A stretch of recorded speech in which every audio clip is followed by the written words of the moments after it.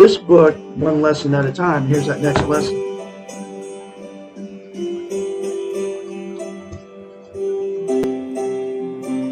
Lesson number 2. What is the meaning of life? The only way to deal with this question therapeutically rather than philosophically is to qualify the question to either what is the meaning of my life, or what is the meaning of life for me? By personalizing the question, we have changed it significantly from something abstract and out of our control to something more concrete and manageable for ourselves.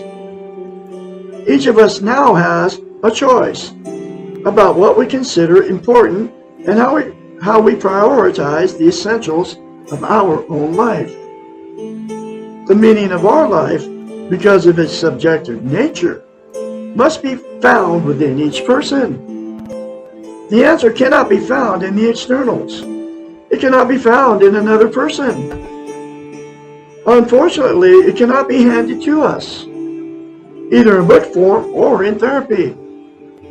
The best that another person can do is to function as a guide, to point out new directions and perhaps provide some new materials which may lead to insight. And that's what I am for you folks. The 4 things to yourself in the mirror will give you internal peace and self-esteem on steroids, I kid you not. That's something that nobody's ever told you before. Okay.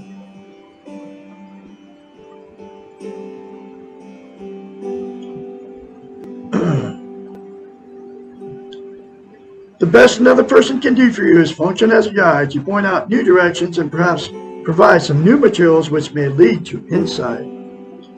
Others may help us learn new perspectives and present choices that we may not have thought of by ourselves. The answer to discovering the meaning of your life lies in the exploration of yourself. You give meaning to your life. The unexplored life is not a life. At best, it is only part of a life. This exploration of yourself, your life, may well be your life's work. And it's my life's work to help you out there, not only for myself, but for you, and teach yourself how to heal yourself, all you that have been emotionally, sexually, or physically abused.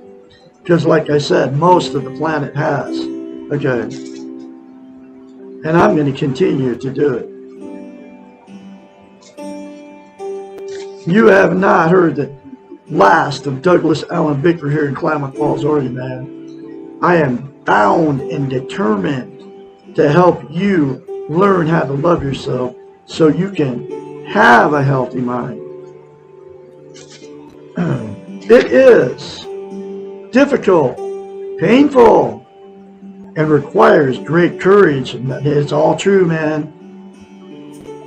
In order to explore who you are and what your life is about, you must be willing to acquire objective eyes, to really see yourself.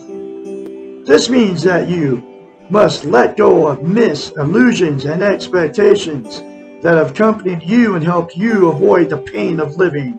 Television's huge, folks. It's an illusion, and people are using it like a drug. I refuse to watch it. I will not watch it unless it's like an old VHS movie or something like that. You know, you must be willing to ride the pain and drop your defenses.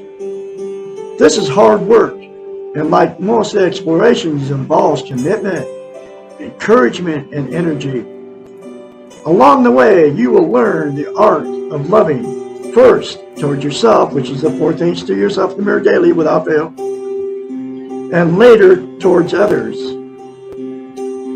The result of this exploration of yourself in your life is that you will learn the art of being whole, of being balanced. All aspects of you, mental, emotional, spiritual, interactive, are in harmony and work together. You become more at peace with yourself and with your world. That's what the internal peace is you'll get by attaining and maintaining self-esteem. In the process of exploring your life, it helps you to begin by looking for the meanings of life in the small, everyday acts of courage that are always present. Recognizing that life is lived in the moment, the here and now, and not in the past, also helps. It takes an act of courage to stop time jumping from the past to the future and to stay focused on the present. Every day, I say to myself, I will not live in the past in guilt. I will not live in the future in anxiety. I will live in the now. And anytime I start going to the future, like getting in anxiety, I tell myself, you're not going to live in the past in guilt. You're not going to live in the future in anxiety. You're going to live in the now. And this is how you heal yourself, folks.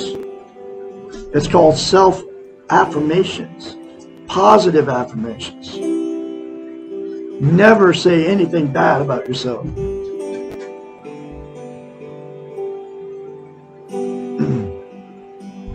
Changing the idea that time is replaceable and money is not, to the exact opposite, and then living accordingly also requires courage. You will be going against the teachings of the Western world, and this is what the television, the Facebooks, the social media is all about.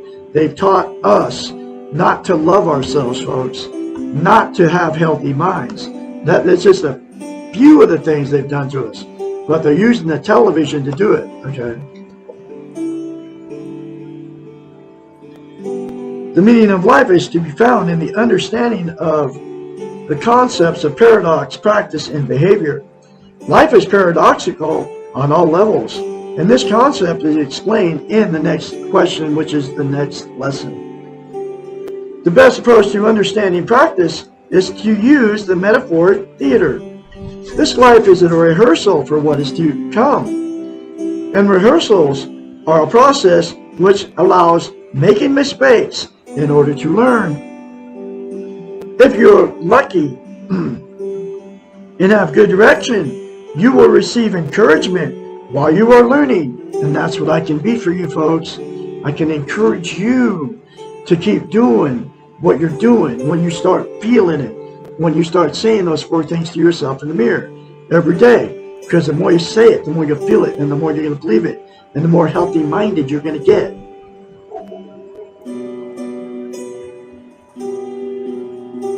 If you're lucky and have good direction, you will receive encouragement while you are learning. But unlike the theater, we do not know when the final performance will occur.